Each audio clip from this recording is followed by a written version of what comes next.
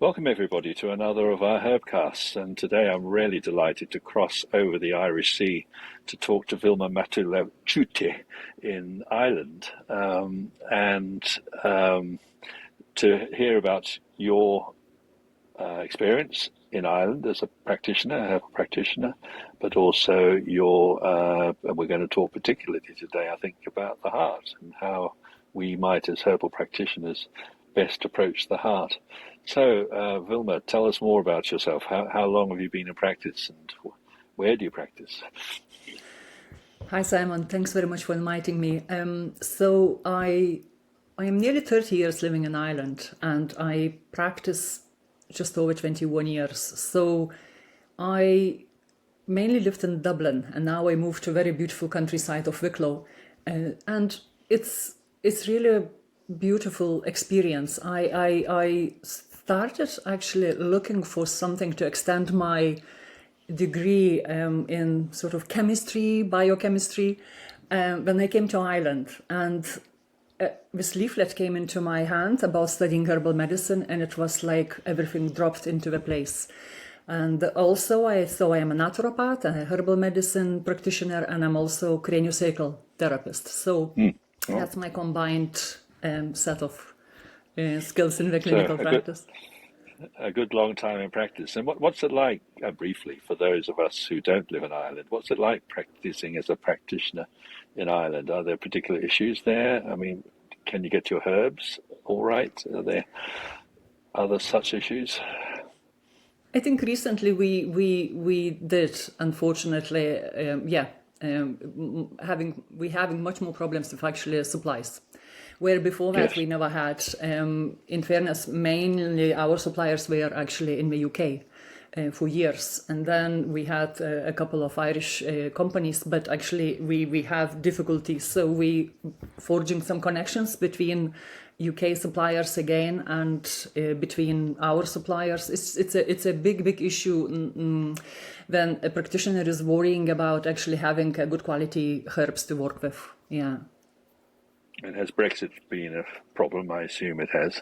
Yeah. They didn't want to mention it, but that's absolutely crucially big issue. Yeah. Okay, but you forge on. You see patients, and you've got 20 years of experience with them. And as I said, we are going to talk about the heart. And I just invite you to open up. And what do you see as our best contribution to heart health in practice? So I think two maybe sort of ways what I think we are very, very important. So one is obviously on the very, medical, physiological level of tissue level, actually literally supporting, giving the herbs, prescribing the herbs, teaching people about the herbs for the heart. For cardiovascular. So that's sort of the mechanics, if you wish. But another area where I feel we are hugely important and beneficial, it's actually as a clinician who listens to the person, the deep listening and being there for the person, that presence and allowing people time and space to actually deeply talk and to hear them. And I think that's absolutely crucially important for everybody's heart, for the herbalist, for my heart, and for people who come through my practice actually to be heard. I think many people often very surprised how detailed and extensive and long the initial conversation might be. Yeah, so you're not like a normal doctor. You're not just reading the ECG and giving a prescription on the basis of that. You're taking a much wider view of the body and the person. Yes, just trying to understand the person more, their sort of emotional physiology, their mental, physiology, in a sense, to understand how to prescribe, even the dosing and the herbs to choose, nearly like a character of a person to some level, beside analyzing their, diseases or imbalances that they present with. So it's sort of mixture. It's quite a it makes me feel very curious all the time and interested. And obviously this wish to help to solve the puzzle, but also to listen. I love that one-to-one conversation. I always did.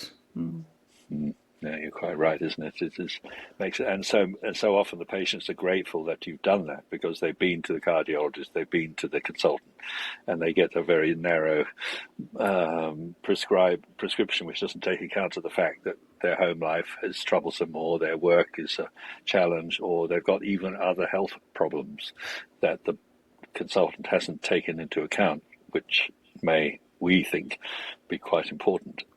And I think you are interested in the emotional well-being and the much wider experience of the patient, aren't you? Yes, it's like we are linking in a way. We listening and we are linking on the very like I listen and I try to link in the very practical level to give very practical suggestions, but also to connect with the person, to actually hear them and to speak the language in not in the language way, but in the manner, in the way that they would really hear me as well, and so that they could feel understood. And I think that this is the huge hard piece in this. I do think that deep listening and having that deep empathy, or fostering, cultivating that sensitivity to another person, I think it's very important in our work, and anyway in my practice for sure. Yes. And what sort of heart symptoms or conditions do you see yourself treating mostly now? What are the main sort of headlines there? So blood pressure, hypertension, it's a lot, and it's still people, even you may chat with them for about an hour, they still have the white coat, even though we don't wear white coats. I don't wear white coat. So there is this sort of stress and tension, so a lot. But lately, I do think since the pandemic, we have to say that, but there is a lot of strange arrhythmias and irregularities that people come in, and which I haven't seen or heard that much presentation of that heart rhythm irregularity, tension, tightness of the chest, where we're sort of not able to take deep breaths. Many often people say that. And then we go maybe into more sort of like a bigger metabolic situations, where then maybe the weight and the lipids are higher and the liver health has to be looked at. So there is that either stress, so tension, anxiety, poor sleep, poor cognition. And I see that big link between being a little bit like a scatterhead or something like that, and not being grounded in your heart to some level as well. Yeah.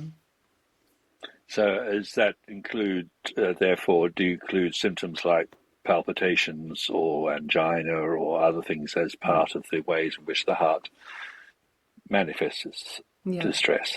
Exactly, very much so. The sort of chest symptoms, which can be very strange. Like somebody recently was saying, I feel this electrical pulsing in my pit of my stomach, and I feel tension and something. I feel like electrical bleed. Literally, person was talking, and I was like, was listening, amazed at this person's clarity, even though neither of us could properly understand what exactly she's explaining, but something about electrical conductivity of the heart. She definitely was saying something there, and people are very insightful without even trying. We just sort of start to speak, and symptoms, yes, tension, like all your red flags between the, tightness, left arm and jaw tension, and those are obviously very, you always have your antennas up listening for any sort of cardiac red flag symptoms. Yeah.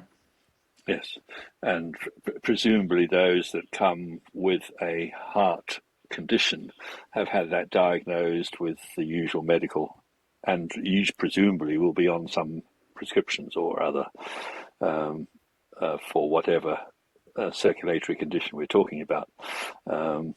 And do you find the fact that they're on prescriptions a barrier to treatment, or do you manage to work around the prescriptions that they're on?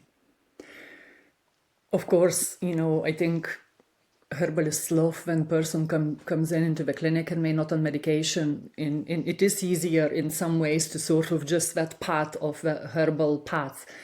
However, polypharmacy in the clinic with people coming to multiple medications, it's very, very present, and it depends on the drug. If a person, if a medication prescribed. So if a person comes in and they on the classical like aspirin or statin type, maybe some sort of small dosage on some, ACE inhibitor or beta blocker, just to start, maybe they were sort of just starting their prescription. I find that maybe easier to navigate, and there is still a lot of support. It's much more complicated when people come maybe after a heart attack, or when maybe serious atrial fibrillations, and they put on serious medications like anticoagulants, and which then it is more complicated with the herbs. So going sort of trading around a little bit with foods and small dosages, and very gently trying to still encourage the change in that, inflammatory noise in the back of the system. So gently with the herbs and foods. So foods become, much more maybe important in the very complicated situation. So I say the more complicated the situation, the more simple my treatment plan and starting steps are. Yes, quite. And we see a lot of what we AF or atrial fibrillation now being diagnosed, which is linked to all sorts of consequences. And one of the main things that happens with someone with a diagnosis of atrial fibrillation is they get put on anticoagulants, which immediately, of course, narrows what we can do. But again, presumably that's where dietary and other advice can be so important, because we want to reduce some of the metabolic burden on the blood and do in other ways what the anticoagulants are doing, which is reduce the risk of strokes. Exactly. So if they come in like with a Xarelto, I think, and apixaban, those sort of type very more complicated, more serious medications, then definitely I'm including more like with green juices and foods, and looking at much more, even just changing a couple of things, don't prescribe too many things. So, but sometimes it happens. So I'd say 3, but sometimes I end up with 5. So I say, okay, try the 3 changes that you make, but I might have my plan A, and then we may settle for my plan B or something. But whatever person can manage actually without causing any more stress or heart problems Exactly. with extra homeworks and extra to do. But so changing, maybe introducing more greens and colors and oranges and dark berries. Maybe we can start with that if we are on, and still quite slowly and gently.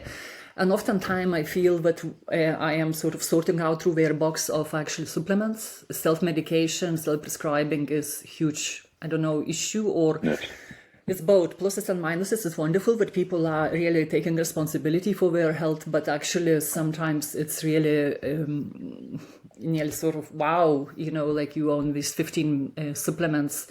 So sometimes, but the main, as you say, the main thing in that situation is that the person is taking a responsibility, which is much better position, even if they're taking perhaps too many supplements. It's a better position than not caring or not bothering, because the heart clearly is a potential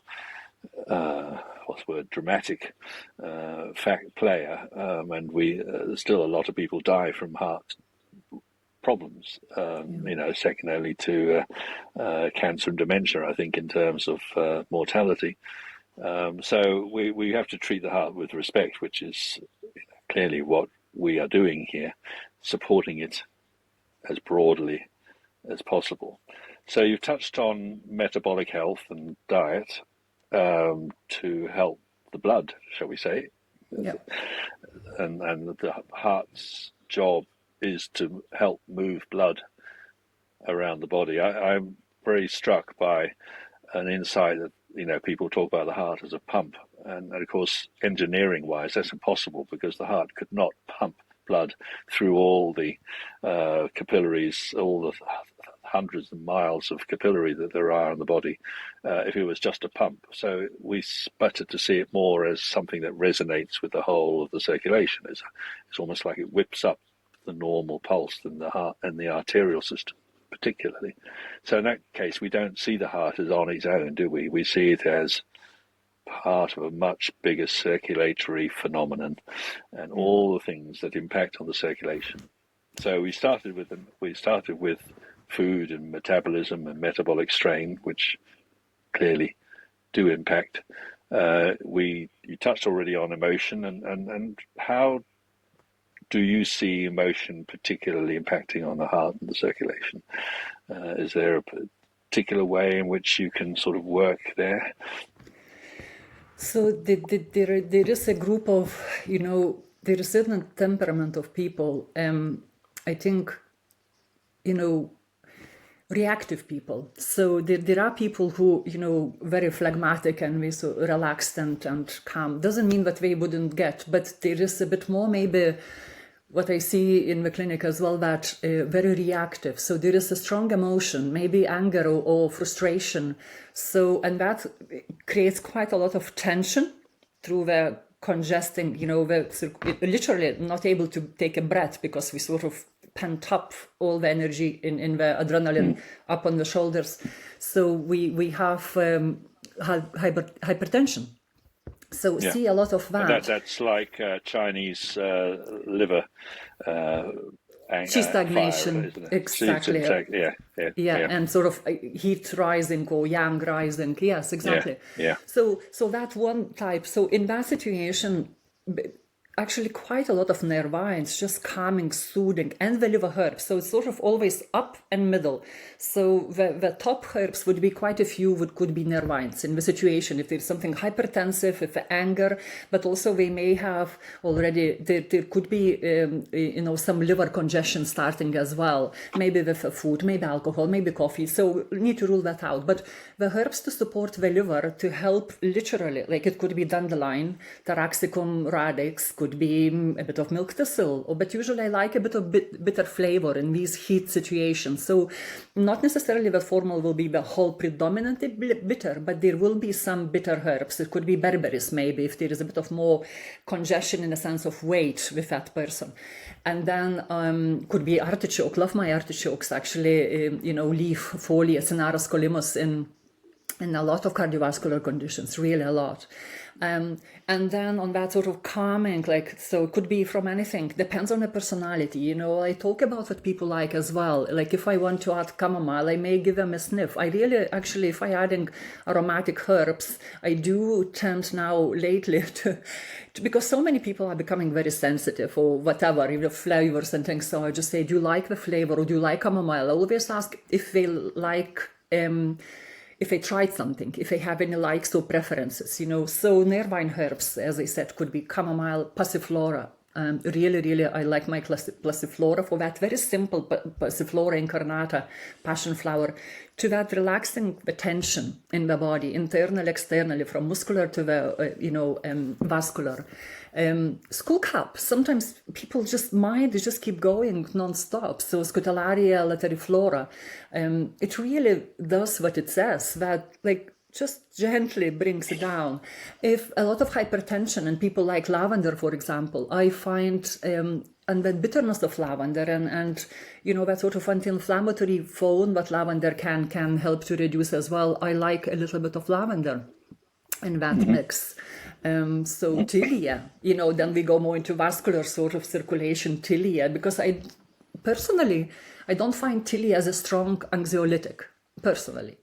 But that's just maybe my experience or lack of whatever in this. But I love tilia, but I just feel I really find much more calming effect on that stress response with people with actually chamomile or passiflora combination. But tilia would go there. I like that tilia, that literally tree, branching out and bringing the lovely, as you mentioned, that flow, rippling down to the peripheries and having, those polyphenols and having that anti-inflammatory effect. I really like that background support. Yes, I like linden or lime flowers as well. I mean, I think you're right. It's not as strong anxiolytic, I think, is mostly used in France, for example, for children. So it's a very gentle calming. But in terms of the circulation, I think it's right on the button, isn't it? It's lovely. Yeah. Yeah. And it's very much. I am Lithuanian, so it's very much the linden. It's everybody drinks linden tea in Lithuania as well. It's so popular actually. For it's like universal to say, yeah, as well. Yeah, exactly. Yeah. So you've touched on those with a little vascular impact, like tilia. So the other one that obviously comes to mind is Leonuris, isn't it? The mother word. Yeah. Do you find that up in the head as well, or do you think it's further down that you get the relaxing effect there? Leonuris would be my classical heart herb, absolute classical. That name, motherwort, which is just perfect for this herb. It's, I used to say, it's like a hug in the bottle. It just settles that tension, that if people have angina, that tension, obviously it's a red flag and they may have been checked, but it's just, even doctor may acknowledge, but it's nothing serious, and they, just sort of let be to calm, deal with stress responses. Leonuris is fabulous for that tightness and calming. And often I use Leonuris and hawthorn together. Since the pandemic, as we mentioned, there's I am noticing, those sort of arrhythmias and sort of. So I find hawthorn had been a few times. My patients said that they found uncomfortable the formula, even though there may be only 15 ml in 100 of Crataegus. Okay. So sometimes I do, if I can, I don't add it in those people who feel that there's something. But I find it may compensate if I add Leonuris together for that, something a bit arrhythmical or something a bit like strengthening because I totally understand if Crataegus hawthorn is sort of strengthening, ionotropic, isn't it, the heart muscle. If we have any irregularity, that irregularity may be strengthened as well. It's a common sense. So if I'm in any way questioning it, I don't add it. If I have any sort of suspicion but I'm not sure, then I don't add it. But Leonuris together with Crataegus, I find a wonderful combination for the heart. And then I love adding in that chest sort of symptomology picture. I love my Angelica sinensis. I really do. Small amounts. Yeah. Yeah. Oh, I haven't heard that. So how do you find that works or helps? So it's like something I feel is nourishing the blood. So it's like we often say nourish the blood, and we sort of mix and match the terminology between traditional Chinese medicine and nearly sort of Western naturopathic, nourish the blood. But I do think it does the both from all the world's Angelica sinensis, does nourishing the blood. It brings that, I feel it's improves that vasorelaxation. And also, people may be a little bit, again, lack of focus. So I'm looking for some sort of symptoms of maybe lack of maybe focus or attention, or maybe a bit of fatigue, or if it's a woman, looking if her periods may be a bit scanty. So I am looking, or are they pale? But even if people are not necessarily manifesting all of the classical Chinese medicine blood deficiency symptoms, if their tongue is very pale, or if they're working very hard, I just feel it's like feeding. Really good. So this nice combination, taste-wise, bitter. Yes. And then sort of aromatic, for the circulation. Yes. We can't keep away from hawthorn for very long. Keep coming back to it. But which parts of the plant do you use? Because there's an Irish tradition initially of using the berries. Do you use them, berries and leaf, or both together or separately?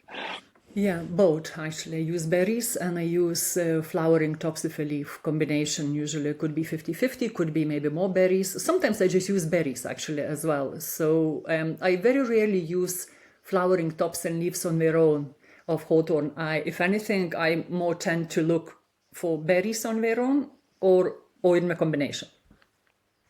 I've never worked out what the distinction is obviously most of the research is on the flowers and leaves. And I've not actually used the berries myself much because I've got my suppliers use the flowers and leaves. But have you actually figured out a distinction between their effects? Sour, so it's a sourness, which sort of sweet sour taste of a berry tincture, which flowering tops don't have. So that sweet sour, it's like, for me, it's like if you look at this cardiovascular support, we always speak about berries, isn't it? Red, dark, purple. And that's where then the berry comes into this situation with that sort of sweetness and sourness. So it just helps a bit of digestion, but also it's, I find the taste really informs a lot, with emotions or with the symptomology. If there is a bit of nourishment, I find berries are very nourishing. Again, in that, blood building, nourishing, protecting for atherosclerosis, preventative. Like we need to look into prevention. Very important prevention, isn't it? Do you make your own hawthorn berry yourself? Do you collect it from the hedgerows? I do make some. My mom used to make amazing liqueurs. I remember always. She was famous. Maybe that's where I am also coming from. But I love with a bit of Irish whiskey, but just for myself, for my friends and things. Not necessarily for the patients. But yes, it's nice to make. I remember make. Yeah, go ahead. Yeah. Do you have to cook it, or do you just press it, or soak it? I mean, how do you for the berries? I mean. Yeah, just soak it. I just soak it. Yeah. It really has a lot of pectin, actually. It becomes sort of nearly hardy. Yeah, so it's an interesting one then.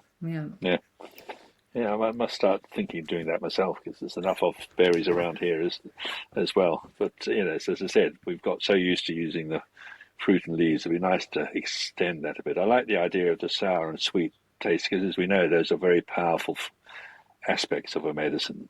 The tastes, and it sounds as though it's something we could all explore, isn't it? A bit more of a rounded contribution to heart and circulation health. Yes. Exactly, and if people like that flavor, many, not like every person, but actually more and more I hear that people actually like they actually part of fluid intake. So they take the tincture if it's if a flavor what they like. It may make a drink and maybe drink sort of like a hot or warm or cool drink. And I think that's fabulous because they we sort of, as long sipping, they engage with that flavor. And then berries like hawthorn, we don't have too many berries to even make our tinctures tasty. And that's good for the heart when it's something pleasurable and tasty as well. I like my bitters and I always say to people, enjoy your bitters, but still, it's combination there, yeah. I suppose another thing is maybe you notice this a bit more in where you are, but the fact that hawthorn is so widely available and accessible means that people could use it for themselves. And given most heart problems are lifelong problems, this is something that they could fit into their normal diet and their normal lifestyle, isn't it? If they make their own hawthorn brew of some sort or another. Yeah, very much so. There are syrups going around. You talk with colleagues who are very much into making very creative, remedies, and it is really nice. You can make absolutely hawthorn syrup with, you sort of cook it slowly and add a bit of honey. You can flavor to preserve with a bit of Irish whiskey or whatever, but you have this nice, really, remedy for long. It is, I find, hawthorn it's a sort of slow. So it's one way in prescribing, I find it's not an acute remedy. Like you can have a shot of, Leonurus and it sort of stabilizes the symptoms, steadies the heart, or chamomile or passiflora. Feel quite immediate effect. With hawthorn, yes, there is something there. I'm not saying that there's no effect, but actually it is long-term remedy, isn't it? Sort of mild, gentle, overall long-term. Supportive. So, and there is so much of it about in the countryside in this part of the world. There's no shortage of hawthorn. Yeah. Whereas motherwort may be rather harder to find, and passiflora is very difficult. So it's nice to have something close to hand, isn't it? Yeah. So as we're talking, it seems as though there's a few sort of types or body types or constitutional types that you're talking about. You're talking, first of all, those that are the stressful ones, the ones with a lot of uh, uh, energy going up into the head, what in the dosha terms might be called the vata types, those that are much more prone to stress reactions. And then you earlier on touched those that have the more metabolic, often weight related problems where there's lipid buildup and other pressures of that sort. So there's two quite different types of heart problem, aren't they? They don't often mix. There tends to be either one or the other. Although you can get some in the middle that are both putting on weight and stressed. Yes. But it sounds as though you're sort of already beginning to differentiate in terms of the constitution as to how you approach the heart. Yeah, very much so. So there is more congestion, that congestive in more like Ayurvedic medicine would say kapha, or there is more dampness in the Yes. maybe more weight build up, or maybe it could be more visceral sort of abdominal weight, and so there is more lipids. If we bring their blood test results, there would be maybe some elevation or of cholesterol seen in this, and blood pressure maybe starting to rise. And there is maybe foods are not the best, there could be a bit of more, possibility to change. But in that situation, then I think one of the sort of first remedies, and very easily forgotten, or maybe just because it's not extremely sociable remedy, it's garlic. In that, lipid atherosclerosis and that sort of, so garlic as a just eat garlic. If people cannot take garlic, it's not very sociable. If in a sense, some people, unless they maybe have irritation in the stomach if they eat raw, so that obviously they cannot take it. But garlic, it's absolutely fabulous remedy too. And again, that's something, but it's important to give people something like we spoke about hawthorn syrup or tincture, what people could make. Something where is this engagement on the longer term. So it's, yes, I'm going to the herbalist, but also I can do, and garlic at home, that's easily accessible. That's very nice. Yeah. That's all your spices come in, isn't it? So lighter. So the heavier the constitution, the slightly lighter emphasis on the remedies in the tincture, or at least a little bit of lipped. Yeah, sometimes you need to warm it up and get things going. And actually, the evidence for garlic, the only evidence for garlic we have is actually for the non-smelly version. The garlic pearls, the ones where they've taken out the odor. And some of us would think that's not real garlic, but actually the evidence is that you don't. If you're really worried about the smell, you can actually have a supplement that doesn't have it. But I agree, if you were able to switch to a more Mediterranean diet with a bit more garlic, there's evidence to show that in itself protects the heart, with a little bit of fermented grape juice perhaps alongside it. Exactly. A bit of wine and garlic seem to be a very useful mix to head off some of these problems in the right context, I think, isn't it? Absolutely, absolutely. I think if you were to use the Ayurvedic term, if you were more of a pitta type, then garlic and wine might actually be a little bit too stimulating, and you might want to back off some of that. Yeah, exactly. Too heat-inducing, and yeah. But olive oil as well in this, if we're talking about Mediterranean, isn't it? Like a little bit more involved, and all the colorful vegetables. It's like sometimes you don't need to tell people to take away something. I often just to start introducing good stuff, step by step into like more vegetables, more colored vegetables. Yeah, that's very crucially important. And one of the things that a heart scare will do to somebody is make them sit up and look at their health for the first time, maybe, because they're suddenly frightened by what's happened. And that can be one can work with that to make it something positive rather than something fearful. You can encourage people to take a positive step health-wise, using the heart as a little reminder. Get this right, mate. Absolutely. And also on a very practical level. So sometimes people say that they have been diagnosed with, non-alcoholic fatty liver condition. It's changed the name now into something Oh yes, steatotic, yeah, I know. something, yeah, like, but it Yes, doesn't, yeah, it's still the same thing, basically. the same. So, yeah. So then it's very important. So the bitters would come in, more people, I'm sort of, bringing more bitters like berberine, rich herbs. Like usually I go for berberis vulgaris, in fairness. It's sort of European, it's here, it's available. So I definitely go for berberis vulgaris in the situation, to bring a bit of that lipid atherosclerosis reducing and that liver support. And if there is a fatty liver, I would have milk thistle in there for sure. And in cooking at home, I would say use a bit of turmeric in and out without sort of jamming too many supplements. So people engaged a little bit with turmeric. Another, obviously, tsinara, artichoke, those are good, and schizandra. So it can be a few or one. So it depends. If I have space, I may even add a couple of liver herbs, especially if there is a bit of digestion. If I feel that there's a bit of sluggishness, that sort of metabolic congestion, but also digestive sluggishness, like constipation or tendency to. So then that would inform how many, liver herbs I may add in one formula, just for that broader. Yeah.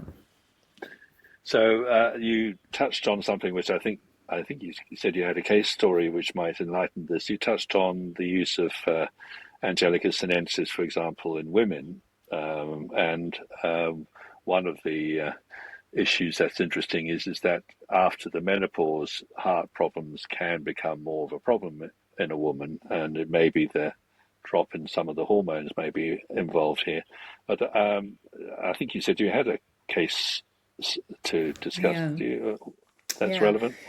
It's a very, again, it's a postmenopausal woman with lifelong stress, anxiety, and previous burnout. So after the pandemic and after sort of like 4 or 5 years into menopause, really health issues, sort of flared up badly with severe anxiety, being literally like thinking that she cannot cope absolutely, sleep is out of order, and those weird strange sensations in the chest, in the heart, it's like that sort of like electrical something going on. So funnily, interesting enough, for this particular, initially I didn't add hawthorn as my first for this particular, because I just wasn't sure how much of that irregularity, because it seems like this wind, it's like stormy. And I felt I don't want to strengthen. I don't know, it was probably more intuitive. I just felt, okay, I wasn't sure how much, even though ECG was done for the person and their, suggested just recently was very small dose of, I think, ACE inhibitors. So she just probably, I think she was just starting when she came in but blood pressure was high. That was the issue. So poor sleep, this very, very difficult to feel, to be with feelings in the chest, literally in the shoulders, so I actually add, very rarely use, but because of blood pressure, I asked Viscum album for her a little bit. It's not the herb that I use much, because there is restrictions in Ireland. What there are certain herbs so restricted in Ireland, or they are, difficult to get, or dosages, or things like that. But I just was not using very much Viscum album. But lately, again, I small dosages. I just added 10 ml in 100, and passiflora, chamomile. I really calmed the person. Literally worked on that. And it really hugely, significantly helped in this particular. And then we kept working on nourishing. So astragalus is one of those herbs, post is like a bit of angelica, a bit of astragalus. Hawthorn came in later, much later, several months later, and leonorus came in. And also always some nervines. So I do see that sort of a lot of, women that I would see postmenopausal, because you want to calm the daily stress, the anxiety, so the sleep would be supported. You also at this age I want probably introduce a bit of maybe some sort of gentle adaptogens, if there's fatigue starting in. Where the women, if, people are younger, I don't necessarily feel like I need to move the stagnation more, like sort of disperse, maybe that's, something, or maybe gently improve. But now I feel like we need a little bit more sort of a deeper nourishment, a bit of, like I say, building blocks. To start to that's exactly where I hoped that this part of the conversation would go. I mean, the evidence suggests that one of the main dangers to the heart is lack of sleep. So, and that is associated with fatigue and exhaustion and low energy and low battery power, isn't it? So often, especially with our older patients, nourishment and tonics and sustenance become the main focus, as it sounds as though you were moving to in your story.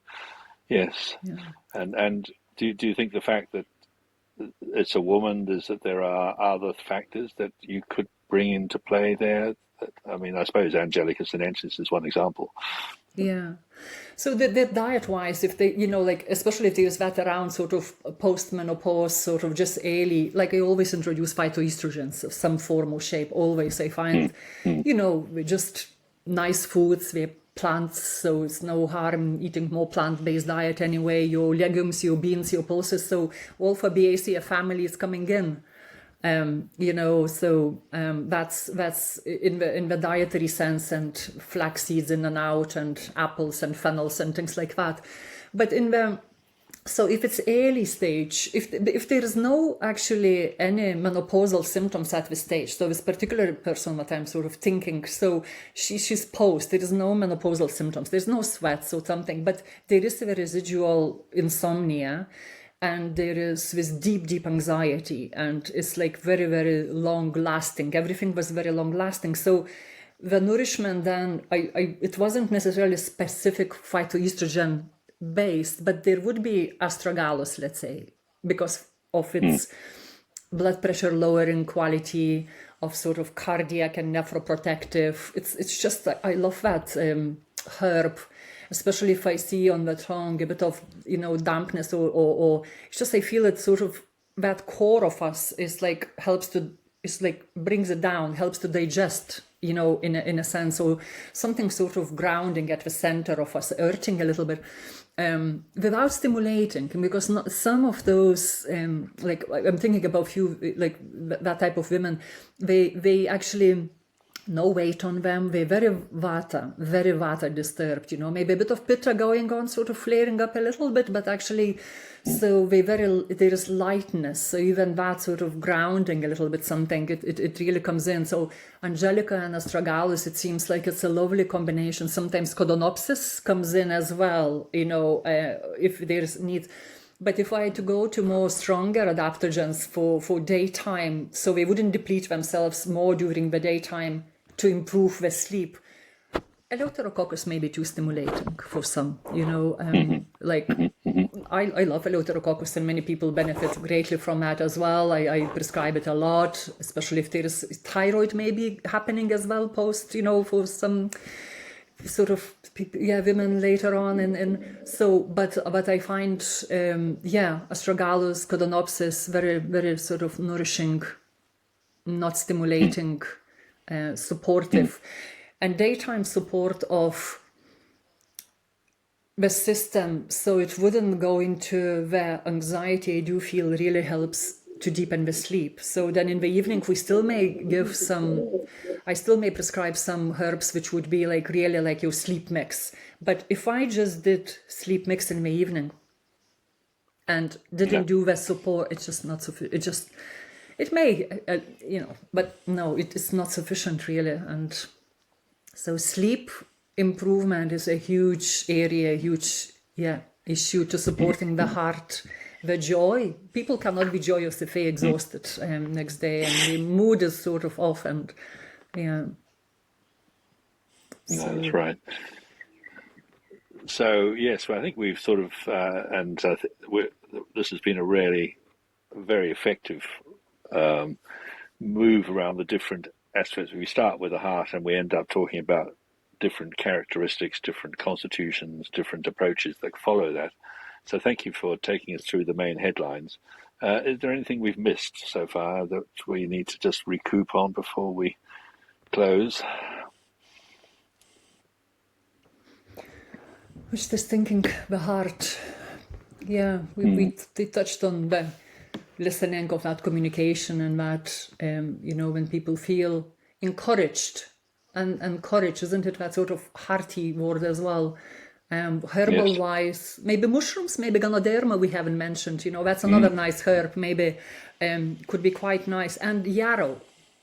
Yarrow, it's a fascinating herb, and I am using it in cardiovascular support, in heart support, as that, like beside the tilias, like that, really like a messenger worker. So those two herbs are really fascinating, Achilles especially.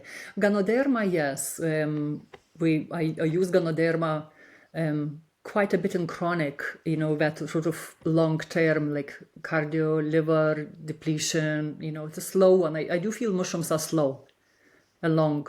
Yes, they are. Oh, by almost by definition. Yes, but as we said, the heart problems are for life. So Exactly. long-term things are always important, aren't they? When we're Exactly. dealing with the heart. Yeah. Exactly. Well, lovely. Thank you so much. I mean, to talk about the heart in 45 minutes is really quite a challenge, but you've done very well taking us around the block. So thank you, Vilma, so much for adding this to our treasures of Herbcasts and Herbal Reality, and for taking the time and joining us from across the water. So we're very grateful. Thank you so much. Thanks very much, Simon. My pleasure.